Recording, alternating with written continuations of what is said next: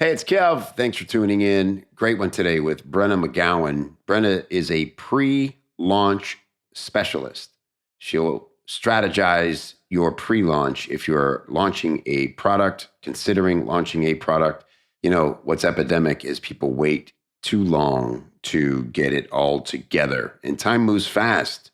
And Brenna is the person who can help you strategize your pre-launch so that you're not freaking out at launch time. Wouldn't it be great to know that your messaging is on point, that your audience is excited for what's coming? And this isn't about just like hyping, hey, there's something coming and we're dropping this offer on. It's about, the psychology of getting your audience ready for something, getting their thoughts aligned with the problems your product solves, right? There's a real deep kind of psychological strategy to what Brenna does. And something I think everybody who's launching products needs. And you can just hand over to Brenna and have her do it for you. It's been amazing what she's been able to do for her clients who are launching.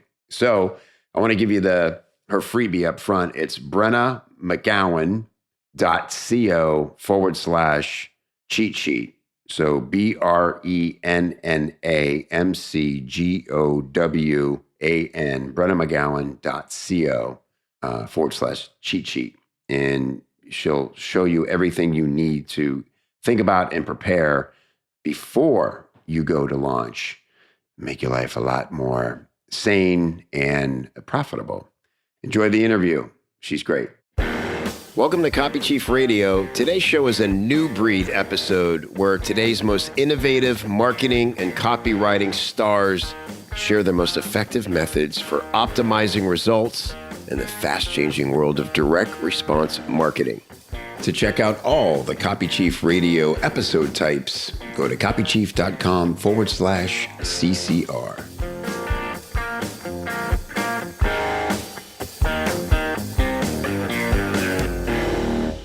What's up, friends? It's Kev here. Welcome and thank you for being here. I really appreciate it. I'm excited to chat with my guest today, Brenna McGowan. I've known Brenna now for, I feel like a year or so, but we've been working closely together for 6 months or so. And she's very smart, very dynamic, really understands how to get results for her clients. It's cool when someone like Brenna decides to do a thing that is so needed in the industry, because she could frankly do anything she wants with her talent, with her copywriting abilities. She's very in demand. People want a lot of different things from her. But when she assessed what hurts her clients the most, it's being unprepared for a launch. And when she's able to come in to a project that's getting ready to launch a new product or a relaunch and has some time to work with the client to do a proper pre-launch, things change drastically. So that is Brenna's current specialty, is pre-launch strategy. And there's so many benefits to doing this.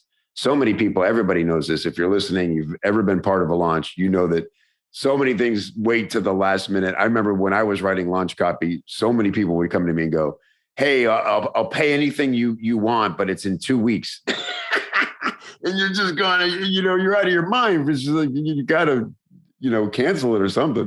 So Brenna, it's great that you're doing this. And I'm really excited to dig into this because anybody who's launched knows they could do a better job of this. And anybody who's doing a good job of it is jumping up and testifying right now. So thanks for being here. Thank you for having me. I'm so excited. So let's just back up a minute and talk about how you got into copywriting. Where did you find this crazy industry? Yeah, it was completely by accident. I actually found my business by accident. And make a long story short, I was a stay-at-home mom and did, odd jobs for people. I would do some blog posts, some social media over time. And what happened was I was working for a website development company as a contractor a little bit, and they pulled back on my hours. And, I was not making a lot of money, but I was like, I need to make $500 a month, for my family. And about that same time, one of my best friends, who was an esthetician, she started doing eyelash extensions and she opened her own business. And I was like, hey, I want eyelash extensions. Why don't we switch and I will do your social media and your email and you'll do my eyelashes. And so we came to an agreement. And Great. through that process, what started to happen was that people started to ask her, like, who's doing your social media? Who's doing your Instagram? Or that I love it. And she would say, oh, it's my friend Brenna. And I was like, oh, now I should also back up here is that I didn't even have a Facebook account by that time. Wow. I had one that was like a fake one because you have to have one to post for companies, Right. but I had no social presence. I wasn't friends with people on Instagram. So I had this like idea. I was like, wow, maybe I should do this as a business for people. So I don't have to go like get a job to replace this income I'm about to lose.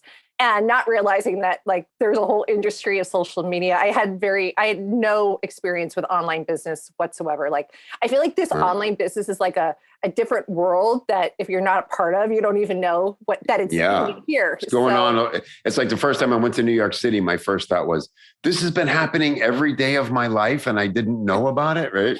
Exactly. That's exactly what happened. So I became a social media manager, but I didn't just do social media because I didn't know what I was doing. People were like, oh, you want a blog post? Sure, I could write that and throw it on your WordPress and Google how to like do SEO. And okay, sure, I could do Pinterest. And I joke around like I'm doing Twitter posts. Like I have no business being on Twitter even today. Like there's like all of these things that I just did. And so what happened very quickly is I got clients immediately. And I also was making like $2 an hour very quickly. I did that starting in like April, I think was when I had my first paid client. By September, what ended up happening is I signed up for Laura Belgray's, I think it's 5 Secrets to Non-Sucky Copy, because I had already decided like I liked the writing portion. I was getting, for my own marketing, people were saying how much they liked my writing. And I never even realized this was, I guess you could say, a talent of mine. And when I found Laura, I was like, wait a second. Like I've always had these like stories and connections in my mind, but they were just like these random things. And I was like, wait, I can like take this and actually get like paid for it. So I had found Laura. And then coincidentally, about 2 months later, I had found our mutual friend, Chris Orzechowski, on a podcast. And I listened to Chris because he was talking about email copy, but he was also from, which I think is going to speak to what we're going to talk about later on, is he is from the same town that my parents grew up in high school and that I spent a ton of time with my grandparents, Old Bridge, New Jersey, and which kind of connected me like to him, right? I was like, wow. And he was a special ed teacher. I had a son in special ed. So there was a lot of things that kind of like drew me to him. And so I signed up for Chris's Email Copy Academy. And that's where I guess you could say it all started, was through, we joke around or with Chris, because at the time it was like, oh my gosh, I'm going to spend $500 on this like course. Like, and Chris actually had to like send me a video reassuring me that it was like going to be okay. When I think about that story too, another side note, which sometimes I like to do, I think about how Chris was so like helpful and genuine and got on a video with me over $500. And now Chris is a line item every month in my profit and loss, right? Like to this day. And I just think it goes to talk about like just reaching people at different levels, because you never know where the relationship's going to go. But that's where I got started, is that I went into email and started calling myself an email copywriter. And as soon as I did that, I started to pick up traction and I studied my tail off. I was always around for everything that Chris put out and just really took the time to start like cultivating my copywriting skills. That's great. Yeah, that's the power of specializing, right? You I'm sure weren't even aware of that, but it was just like you were following your interest and, like you said, willing to go deep on the education. You know, emails.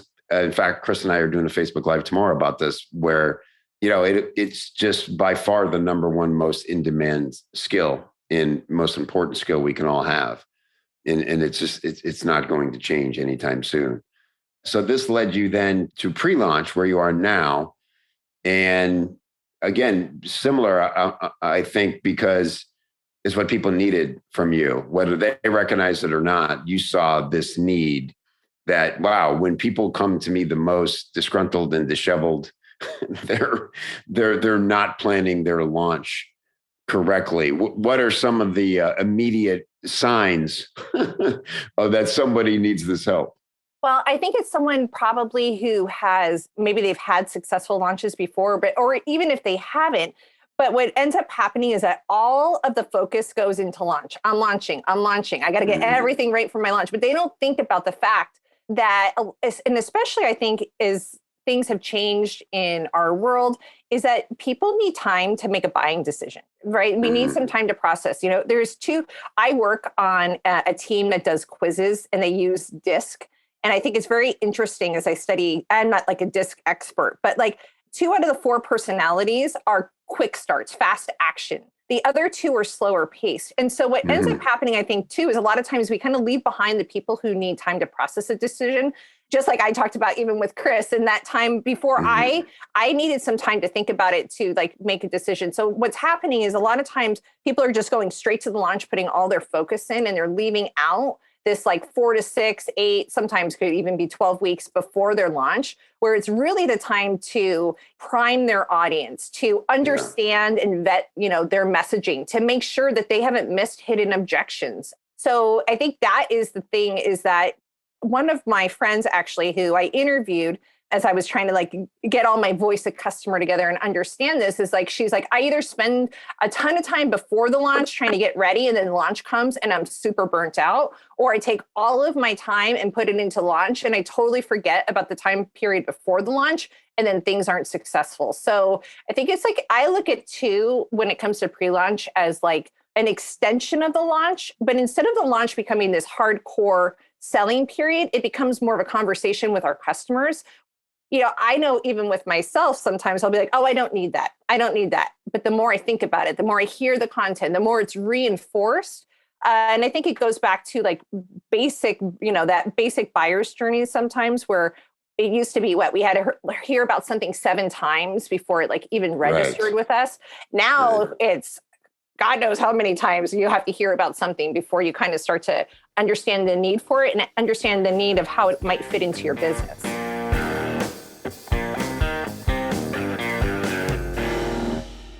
Hey, it's Kev here. You and I both know that email marketing is one of the most powerful tools that professional writers have to grow their businesses and, of course, to increase profits quickly for our clients.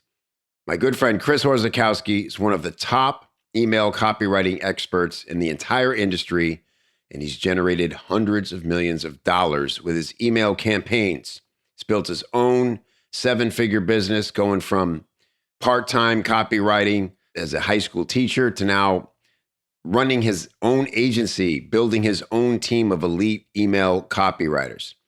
Chris is the guy when it comes to email that works, that sells. And now I'm very proud to have partnered with Chris to bring all his experience and knowledge to you in our new Email Copy Academy course.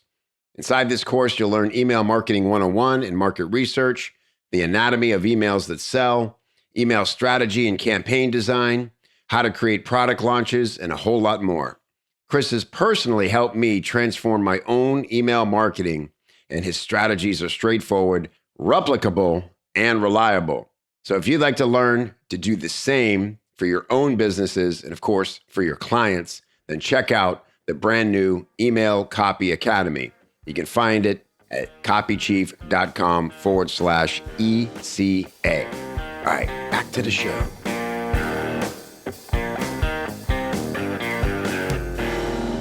For sure. Yeah, it's a conversation that, if you're a trusted ally in somebody's inbox or however they receive your content, there's a lot to say about your product and the benefits of it. That's the other thing to me, right? It's like, you're not just launching to this audience that comes out of nowhere. Like, usually our best sales are going to come from our own list, our own audience. You may have affiliates and those things help. But that's the other thing, is like, we feel this pressure to cram in every possible benefit during the launch sequences, but it can be overwhelming if you try to jump around and cover everything. If you take your time and build a foundation of the need for a product that they don't yet know is coming, I found that that's really helpful. Like, we launched our Escape Velocity program only as a PS in our emails. You could only even know about the program if you read all the way down to the PS and then applied. It was interesting because we had spent the month before that talking about the issues that the course helped with. And people would say, they would write when they applied and say, it's like you're reading my mind. I've been thinking a lot about this stuff. And that was half us doing our research and knowing what the avatar needed. And half I felt like, well, we've been directing this conversation with you for weeks now. And also it's like the dialogue you get back leading up to it influences the copy and the positioning of the product, even up to the last minute sometimes, right? Do you find that as well? It's like, it's that two-way dialogue. Oh, 100%. I think that the pre-launch can, it exposes maybe the holes that you have in your strategy, the holes that you have in your messaging, the objections that you hadn't seen. I was brought in on a project over the summer, and I was brought in at the 11th hour. And something that I started to notice with only working on the launch with no pre-launch period is that there was objections that we were getting that were never something I could have even imagined, right? Like, it wasn't something, even as someone who thinks about this stuff all the time, I was like, oh, whoa, that like took us by surprise. And two, I think the other thing that happens is that like once you're in launch, it takes a little bit of time to kind of start overcoming some of the stuff. Yeah, we tried to course correct and do an email, but at that point, we had already kind of missed. And the other thing too that I noticed on this particular launch is that we misunderstood where people were at on their awareness journey. They were way back, or at least the audience that we had were way back, like basically problem aware, where that's the other thing too. It's like moving people through like the awareness, problem aware to solution aware to product aware. Allow yourself some space when you have this extra time at the front of your launch to do it. That's so smart. Yeah. And again, just something that if you, in the client's mind, I'm sure for you, and like I get why people, things move fast and it takes so much work to put on a proper launch. You got to get graphics done and there's a lot of moving parts. So to have someone like you come in and say, okay, like you said, 4 to 6 to even maybe 8 or 12 weeks before you launch, I'm going to build out this whole strategy for you. And it's going to influence in the most positive ways what happens during the launch. What a relief, right? Your clients are, A, they probably hadn't thought to do a pre-launch like this, and B, to have you know what to do and direct it. It must be a huge relief. Oh yeah, I think two people, when I think about like some of the snapshots that I've taken to throw on my sales page for this, was like they're actually crying out of relief because they feel like this huge burden's been taken off. And I think too, I'm doing so much of the thinking for them. Like I'm really coming in and partnering with my clients and saying, okay, how can we like use our brains together? And I think too, when you bring in an outside person who's not maybe as familiar, we as business owners, it's hard to see when we're inside the bottle, right? Is that the expression? And so bringing in someone with a fresh perspective, I think is also a huge relief because like I said, I'm able to come in and something that I'm particularly really good at is coming in at this very high level and then figuring out, okay, what are the tactics, the strategy that we need to do to carry this out? And I think that goes back to as starting off as a social media manager, spent a lot of time up front, like creating content, thinking through these things. So now I'm able to like take this copywriting and content and merge it together. So I know that our positioning, our messaging, and our strategy is aligned to the actual launch event and launch that we're going to be doing for my clients. I love it. Let's talk about some of the results so far. I know you've done a couple of these, been a part of them. What's been the difference? The first one that I really was like, okay, we're going to do this. The person that I worked with saw a 41% increase compared to her prior launch. With her, we talked about it in like the emails that she was sending out. She was getting, responses, because that's the other thing I'm doing is like, I'm not just necessarily going through and just writing out like this list of content. I'm thinking through the stories that we should tell, taking kind of that email part of it. So, and helping build authority content. So she was getting a lot of, that's the other thing that this pre-launch does. It builds a momentum because we're putting out consistent content. We're getting like, people are excited, they're listening. So the last one that I worked on with my client, Linda Sadu, she was actually creating her first group coaching program on her own. She had some other prior business experience. And so she brought me in and we saw amazing results. She had on her first launch of this group coaching period, which I also want to caveat here, like, I'm also not a miracle worker, right? Like there's a lot of things that Linda did right. She had a great audience. She had a great offer. There's things that went into it, but we worked on a very strategic plan 6 weeks ahead of time. I helped make sure her pre-launch lined up with her pre-launch event, which was a challenge. Then she went into, I believe, a 7 or 8 day launch, and she had a $68,000 launch on her first one. She sold out, or I'm sorry, she had sold her group program, but she got made, I believe it was 49,000 on the group. And the other thing that she happened is she also does one-on-one work. So the people that maybe weren't quite right for her group coaching program, she also booked, I think it was another, my math is horrible, but I think it was another $18,000 in actual one-on-one work on top of it. And the thing that I thought was the coolest as I was working with Linda too, was like, we had just started putting out, or she had been putting it out, but about 7 weeks prior to the actual launch date. And I think she had 7 inquiries in 1 week, 7 weeks ahead of time, of people who were asking for more information. Like we had started to seed it in very, very lightly that this was going to be coming. And so I think that alone too is to have 7 people in 1 week, way ahead of this high touch group coaching program, to have inquiries. I think we already knew, we knew we were on the right track. So I think that also, not only do you find the bottlenecks, it starts affirming that you are doing the right strategy and to keep pushing in and doubling down on what's working. Exactly. That to me is the biggest relief. I think this takes so much of the stress out of launch day, launch week, because the whole thing with marketing, and especially in the olden days, it was this giant gamble. Can you imagine having to send letters in the mail and wait 2 weeks to see if anyone's buying or what's going on, right? And now we get to find out before we ever put an offer out there what's resonating the most about it. The main benefit we might think might not be at all what the audience sees as the main benefit. It might be our third benefit that should be number one, and all those things that you're able to suss out through a pre-launch. It's like a conversation with the audience before you make the offer. And we've talked about this a little bit too, about the confidence that you walk into your launch with, that you know that you're on the right track. So instead of having that gambly, oh man, how is this going to work out? You're already even maybe pre-selling things ahead of time, and you're walking in very confidently. And I think that you're not so stressed, which I also think leads to a bit of confidence when you can walk in, because you know that everything's been planned out so well that you're on the right track. Yeah, it's huge. It's huge. And the other thing about launching, and why I think it's important to do a proper launch, is because what I've found is we just had Copy Chief Live, and every time we do it, I hear from so many people in the industry that I maybe haven't heard from in a while, because they see that you got something going on. You know what I mean? And that's an inherent thing that people want to be a part of. And the more you can show that, it's just like you said, there's a million messages flying around. People are just seeing snippets of stuff.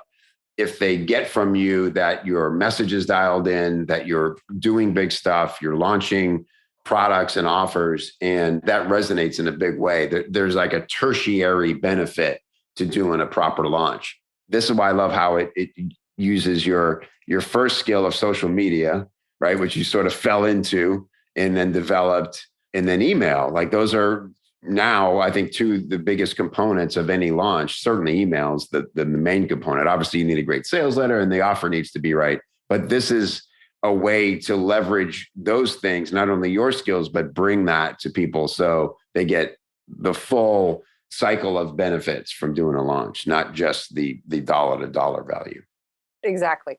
And I think that's too, is that in terms of, that goes back to the relief that people feel. I think it's been a really kind of an amazing experience to watch, that it's not, it's not necessarily, sometimes, maybe we have money to pay for someone to come in and write this huge launch, but when we're going in extremely stressful and burnt out, it just changes the energy around what we're putting out and what we're able to put out. This is like launch therapy. But you know what it is? What I love about it, it's let's fix it before it becomes a problem therapy. You know what I mean? It's a couple who's oh, you know what? Let's just be proactive. Maybe we're not getting along. Let's just go see a therapist now. Let's not wait till it's our last ditch effort. We're going to go to a marriage counselor. You know what I mean? Most people wait until they're almost at rock bottom. And you've done it. We've both had people try to bring us into a launch that's tanking. And it's like, I can't help you now. This ship is sunk, you know? So I love that this is like, you're like the launch whisperer, but you do it in advance of any trouble. Well, yeah. And I think we both have been on launches too. Is like, even as things as like the sales page, is this linked up? You know, is this email automation going up? Like all of that too is like, we're kind of hitting all of this ahead of time to make sure that like, not only is the messaging landing, but maybe some of that like back end UX user journey, that it's all aligning. That's huge. Like, you know, you go through all that trouble of winning the customer and then you find out the onboarding emails aren't going out or you know, they can't log in and they're having this crappy experience. It's a real letdown. So awesome. Well, Brenna, I love that you're doing this. Let's get people over into your world. You got a great download over at BrennaMcGowan.co/cheat sheet. Let me spell this for you. BrennaMcGowan. Just like it sounds, the way you think you should spell it, it's probably how you should spell it. Of course, a link will be in the show notes, but you can get the pre-launch cheat sheet. What's in there, Brenna? What's going to help them right out of the gate? Well, basically, there's certain things that your clients or customers have to believe before they buy from you.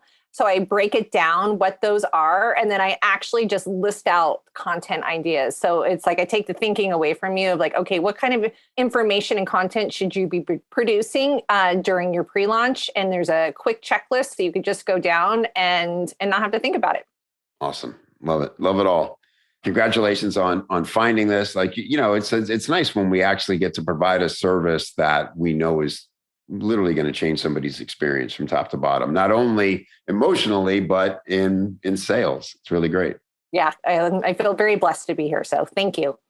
All right, Brenna, we'll talk again soon. Thanks for being on, everybody. BrennaMcGowan.co/cheat sheet. Go get yours.